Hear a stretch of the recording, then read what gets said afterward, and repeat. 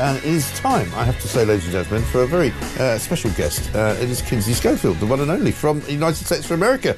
Looks like a good time not to be in LA, actually. I made my escape. Yeah. I'm here safely. Yeah. Thank you. Thank you for your peace. It does look... Harry and Meghan, when their behaviour became obnoxious, self-serving and rankly hypocritical. Sadly, millions of people around the world will watch this series and they'll believe it. They'll believe the smears about Britain and our monarchy, that we're a bunch of bigoted... Some, you know. That's true. Let's talk about the dreaded pair from Montecito, Meghan and Harry. My neighbours. Your neighbours, yeah. I mean, apparently they've been to Disneyland recently.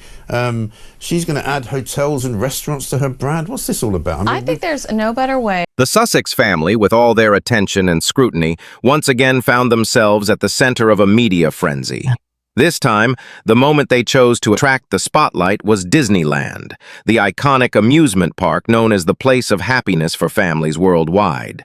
But as always, what seemed like a joyful family outing quickly turned into yet another stage for their critics. On June 4th, Prince Harry and Meghan Markle were seen strolling through the California theme park with their two children, Archie and Lilibet, reportedly to celebrate Lilibet's first birthday. With the backdrop of an amusement park filled with joy, many people assumed it was just a simple and happy family moment. However, for those watching closely, there was more to it than just smiles. Meghan, who had previously fought hard to maintain her privacy, was now seen easily opening up to the world. They, who had long claimed to want a life free from the media spotlight, chose a theme park packed with photographers and crowds. Critics quickly sensed the stark contradiction. For many, including social media observers, the couple's actions increasingly revealed what had long been suspected, that they were playing a bigger media game. This isn't about their child's birthday, one commentator said. This is part of a larger PR strategy. Why, then, did they choose to appear at one of the most public places on Earth? One source revealed that this was likely a planned attempt to change their image. A source from the entertainment industry noted, if they really wanted privacy, they knew how not to draw attention. But this time, they knew exactly what they were doing. Before long, their image, which had previously been far from the spotlight, became the focus of media once again. Some began to wonder, was this really about celebrating Lilibet's birthday? Or was it just another opportunity to launch their new image? Critics quickly pounced, accusing the couple of hypocrisy. They pointed out how they had been fighting for privacy, yet were now openly displaying their children on social media. Some social media users even labeled it a calculated move to leverage a private moment for publicity. But for Harry and Meghan, this was more than just a casual family trip. It was an opportunity to change the narrative, to show the world that they still had control over their image, with perfect photos, a calm atmosphere, and smiles that seemed to speak volumes. They appeared to be demonstrating that even after leaving royal life behind, they still knew how to shape how the world viewed them. However, as usual, many people didn't buy the story. A tweet went viral, suggesting privacy when convenient, publicity when profitable. Critics felt this was clear evidence that the couple cared more about building a perfect image than genuinely maintaining the privacy they claimed to want. The family outing, intended to be a simple day in the park, quickly became a spectacle. The Sussexes, once heralded as a young royal couple, now seemed to be caught in a web of contradictions. With every move they made, it was becoming more apparent that they were trying to manage a carefully crafted narrative in a world that was increasingly questioning their sincerity, while some fans defended them, claiming that everyone deserves a day of joy at Disney. Many others couldn't help but see the performative nature of the event. The criticism was harsh, but it was also widespread. It was clear that the Sussexes were once again in the midst of a PR strategy, and this time their public image was on the line. As the images spread, the questions grew louder. Was this really just a family moment? Or was it part of a larger, more calculated attempt to control the narrative and regain control over their image? The optics were undeniable. The trip to Disneyland, meant to be a family gathering, seemed to be as much about creating the perfect media moment as it was about celebrating Lilibet's birthday. It wasn't just the trip itself that raised eyebrows. The couple had also skipped Disneyland's VIP services, which allow celebrities to enjoy the park without the interference of paparazzi. Instead, they were seen walking through high-traffic areas, with photographers snapping pictures at just the right moments. Critics quickly deduced that this was no accident. It was a staged moment, designed to capture public attention. In the aftermath, Piers, one of the couple's most vocal critics, jumped into the fray. He mocked their actions with a tweet that cut straight to the heart of the issue. Meghan and Harry, the couple who constantly claim they want privacy, yet every time they step out, they make sure the whole world knows where they are. They use their children to create the perfect family image, then blur their faces as if they care about privacy. As expected, the media and public were divided. Some felt it was a beautiful family moment, while others saw it as another calculated PR stunt. For Harry and Meghan, it was clear that their relationship with the media was as complicated as ever. Despite their efforts to maintain control over their image, the world was increasingly skeptical of their intentions. The Disneyland outing was just one chapter in the ongoing story of Harry and Meghan's post-royal life. It became clear that while they continued to claim the desire for privacy, they were simultaneously using their lives to craft a narrative that would keep them in the public eye. It wasn't just about being a family, it was about maintaining a brand, and the lines between the two were becoming increasingly blurred. As the media storm surrounding the Sussexes continued to build, so did the criticisms. What began as a seemingly innocent family outing to Disneyland quickly transformed into a battleground, with Harry and Meghan's every move scrutinized by both their supporters and detractors alike. The world was watching, and every step they took seemed to ignite more controversy. One of the main points of contention was the couple's use of their children in the public eye. Meghan and Harry had long claimed that their primary concern was protecting their children from the intrusive glare of the media. They had spoken passionately about wanting to shield their children from the paparazzi and keep them out of the public eye as much as possible. Yet, at Disneyland, the children were front and center. While their faces were blurred in the photos, the very act of exposing them to the media sparked a heated debate about their true intentions. Piers, a vocal critic of the Sussexes, wasted no time in calling out their actions. They keep preaching about privacy, but every time they step outside, they make sure the world knows exactly where they are. And now, they're using their kids to build the perfect family image while pretending to care about privacy, Morgan wrote on Twitter. His tweet quickly went viral, with many agreeing that the Sussexes' actions were nothing short of hypocritical. For many, the contradictions were glaring. How could they claim to want privacy when they continued to stage these highly public moments?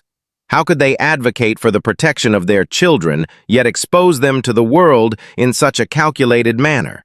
The more they tried to explain themselves, the more the questions piled up, and the more their credibility seemed to erode. Despite the backlash, the Sussexes were undeterred.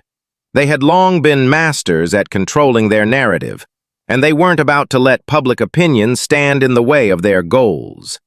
The Disneyland trip was only one part of a larger plan to rebrand themselves as a family that had it all: love, unity, and the perfect image. But the more they tried to control the narrative, the more it seemed to slip from their grasp. The response on social media was swift and divided. Some fans defended the couple, arguing that everyone deserves a day at Disney with their family. They're just living their lives and they deserve to have a little fun, one user wrote, but others were less forgiving. They want privacy, but they're constantly using their children as pawns in their PR game, another tweeted. The debate raged on, with many accusing Harry and Meghan of using their children as tools to further their own media agenda. As the criticism grew louder, so did the couple's efforts to justify their actions. They pointed to their desire to create a new life outside the royal family, one where they could be free to live as they saw fit. But the reality was that every step they took in that new life was meticulously planned and executed.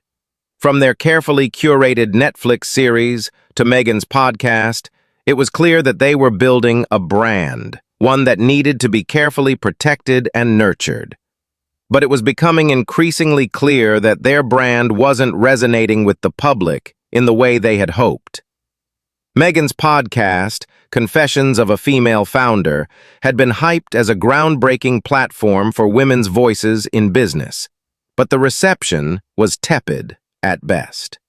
Instead of inspiring women and offering valuable insights, many listeners found the podcast to be shallow and disconnected from the struggles that everyday people face.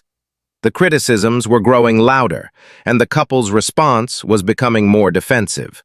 Rather than addressing the concerns head-on, they seemed to double down on their image, pushing back against the very media that had helped build their public personas in the first place. But as they fought back, the cracks in their carefully crafted narrative began to show. The situation became even more complicated when reports emerged about their legal battles with the media. Harry and Meghan had made it clear that they were not afraid to take legal action against photographers and tabloids that they believed were infringing on their privacy. But critics pointed out that it was the couple's own actions that were creating the very media spectacle they claimed to despise. The more they tried to control the narrative, the more it seemed to slip away from them. The media circus surrounding their every move continued to grow, and the couple was left scrambling to manage the fallout. For many, it seemed that their quest for privacy had become just another facet of their carefully managed public image. As the Disneyland controversy began to fade from the headlines, the deeper questions about the Sussexes' motives and actions remained. Was it really about creating a new life, or was it about maintaining relevance in a world that was starting to forget them? Were they genuinely interested in privacy, or was it simply another tool in their PR playbook? With each new move they made, the answers to these questions became less clear. The Sussexes had once been the darlings of the media, admired for their boldness and their desire to break free from the constraints of royal life. But now, they were increasingly seen as a couple caught in a web of contradictions, their every move scrutinized and questioned. As the public continued to dissect every aspect of their lives, one thing became evident. Harry and Meghan's carefully curated image was beginning to crumble. The more they tried to control the story, the more they were seen for what they truly low. Despite the backlash and mounting criticism, Harry and Meghan remained steadfast in their pursuit of control over their narrative. But with each calculated move, their carefully crafted image seemed to crumble further under the weight of their contradictions. The more they tried to show the world that they were simply a family striving for privacy, the more they revealed themselves to be a spectacle for public consumption. The couple's growing reliance on the media to shape their image raised even more questions. Their latest attempt at building a new public persona involved Meghan's new podcast, Confessions of a Female Founder. It was marketed as a platform to showcase the voices of ambitious women in business. Yet, many critics pointed out that the podcast felt more like a superficial exercise in self-promotion than a genuine conversation about women's struggles in the business world. Rather than offering meaningful insights or giving a voice to women who truly needed it, Meghan's podcast felt hollow, disconnected from the realities most women face. The podcast's lukewarm reception mirrored the public's increasing disinterest in the couple's ongoing media efforts.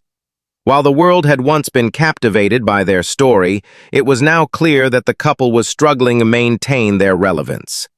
In an industry that thrives on authenticity, Harry and Meghan's carefully curated personas were beginning to feel more like a product than a real, relatable story.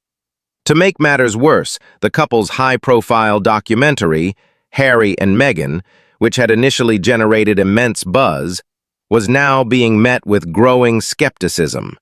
What was promised as an intimate look into their lives had turned out to be little more than a rehashing of old narratives with a new, polished sheen.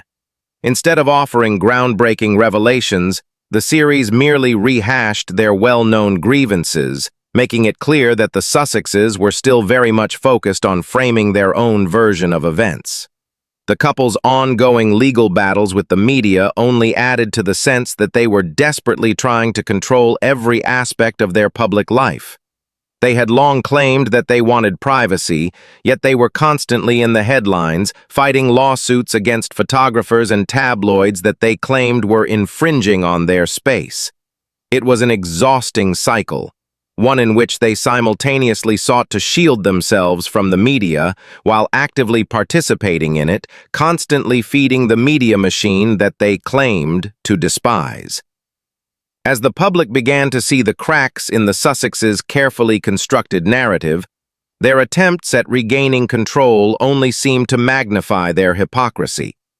The media circus around them had reached a fever pitch, and no matter how many legal threats they made or how carefully they curated their next big media event, the public was beginning to see through the facade. The Disneyland outing had been just the beginning. It was an attempt to reframe their image as a wholesome, happy family. But instead of casting them in a more positive light, it had only fueled the criticism as people began to question the authenticity of their every move. It was clear that they were no longer seen as victims of the media, but as active participants in the very spectacle they claimed to reject. The more they tried to control their narrative, the more they appeared to be losing it. Their public image, once carefully cultivated and maintained, was now unraveling in front of a global audience. What had once been seen as a bold escape from royal life, he was guide and nothing being style about you from H of the Disneyland, had now become a series of media stunts, with each one designed to reassert their place in the spotlight. But the public was growing weary. The honeymoon period for the couple was over, and people were starting to question their true motivations. Were they truly trying to live a life outside the royal family? The fact that they said that they were on recognizing the areas of history, unfactioned in their action, they resolved to feist existers. In terms of Christians, take nonagents of people found out their form. The fact that the couple's media efforts were increasingly met with skepticism wasn't lost on them. They knew that their previous charm had worn thin, and that their efforts to maintain control over their narrative were no longer as effective as they once had been. Yet, despite this, they pressed on. They had invested too much in this new identity to back down now. It was clear that the Sussexes were facing a crisis of relevance. The strategies they had used to gain attention and stay in the public eye were beginning to backfire. The more they tried to control their image, the more their contradictions became glaringly obvious. They had once been the golden couple of the royal family, admired for their modernity and their efforts to change the monarchy. Now, they were increasingly seen as a spectacle, one that had outlived its novelty. And yet, Harry and Meghan continued to push forward. Every media appearance, every social media post, every public outing was another attempt to remind the world that they were still here. But the more they pushed, the more the public started to push back. The illusion of control was beginning to fade, and with it, the aura of invincibility that had once surrounded them. As they prepared for their next big project, the world was watching, waiting to see if they would succeed in reclaiming their place in the public's favor. But with each misstep, the likelihood of a successful comeback seemed less and less certain. The narrative they had so carefully constructed was slowly unraveling, and the more they tried to control it, the more they risked exposing the cracks in their carefully curated persona. In the end, Harry and Meghan had to face the reality that no matter how much they tried to shape their image, the public would always be watching, evaluating their every move, questioning their motives, and ultimately deciding whether or not they still had a place in. As Harry and Meghan navigated the increasingly treacherous waters of public opinion, it became clear that their efforts to control their narrative were not only failing, but were also fueling the very criticisms they had hoped to avoid. The media circus surrounding them grew louder with each passing day, and the couple, once celebrated for their boldness and individuality, now found themselves tangled in contradictions that were becoming harder to ignore. Meghan's podcast, Confessions of a Female Founder, had been touted as a revolutionary project aimed at empowering women and sharing inspiring stories of entrepreneurship. However, the podcast's launch received mixed reviews, with many listeners pointing out the lack of depth in Meghan's discussions. What was intended to be a platform for real, meaningful conversations about female entrepreneurship instead felt more like a personal branding exercise, a glossy package that lacked the substance and authenticity that many had hoped for. Critics weren't just questioning the podcast's content, they were questioning the very premise of it. Meghan, who had spent years advocating for privacy and seeking a quieter life, was now turning to media projects that seemed to contradict those same principles. In doing so, she exposed the growing tension between her desire for personal space and her need for the spotlight. The backlash against the podcast was just another chapter in the ongoing saga of the Sussexes' public life. Their attempts to carve out a space for themselves outside the royal family had been met with skepticism, and every new venture seemed to only add fuel to the fire. The couple's narrative, which had once been so carefully constructed, now appeared to be unraveling under the weight of public scrutiny. While Meghan's podcast struggled to gain traction, Harry and Meghan's Netflix documentary series, which had originally been hailed as groundbreaking, quickly lost its luster. Rather than revealing new insights into their lives, the series rehashed old grievances and painted a picture of a couple constantly at odds with the media and the royal family. It became apparent that the documentary was not the revelatory tell-all that had been promised, but rather a continuation of the same narrative they had been telling for years. In an era where authenticity was valued more than ever, Harry and Meghan's efforts to control their image by constantly revisiting their past and airing their grievances started to wear thin. The public, once captivated by their story, was now growing tired of the same old drama. It became clear that their appeal, at least in the eyes of many, was fading. The couple, who had once been the golden children of the royal family, were now perceived as increasingly self-serving and out of touch with the realities of the world. The media, of course, continued to scrutinize every aspect of their lives. Their attempts to gain privacy by taking legal action against photographers and tabloids were now being viewed as hypocritical, especially when juxtaposed with their ongoing media campaigns. It was a vicious cycle. They fought for privacy, yet every step they took seemed to only increase their exposure. For a couple that had spent so much time talking about escaping the royal spotlight, they were now firmly entrenched in it. Meanwhile, the public's growing frustration with Harry and Meghan was palpable. Social media platforms erupted with criticism, with many users accusing the couple of manipulating public sentiment for their own gain. "They say they want privacy, but they're everywhere," one tweet read.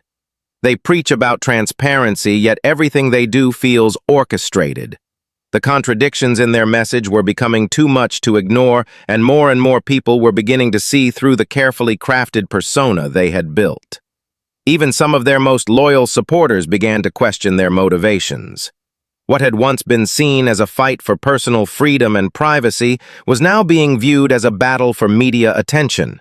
It seemed that no matter how many times Harry and Meghan claimed to want to live outside the royal spotlight, they were always drawn back into it each time with a new project or a new controversy. Their public image, once so carefully managed, was now in crisis. And despite their best efforts to maintain control, the Sussexes were slowly being exposed for what they were, just another celebrity couple trying to stay relevant in a world that no longer seemed to care about their narrative.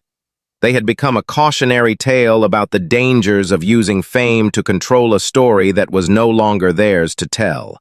But even in the face of mounting criticism, Harry and Meghan pressed on. They knew that in order to maintain their relevance, they had to keep fighting, keep pushing, keep creating. Every media appearance, every new project was another attempt to remind the world that they still mattered. But the more they pushed, the more they alienated the very people they had once inspired. The irony, of course, was that in their attempts to regain control, they were only losing it more. The public that had once rallied behind them was now beginning to see the cracks in their carefully constructed narrative. And as the cracks grew larger, it became clear that their carefully curated image, one that had been so meticulously built, was slowly crumbling.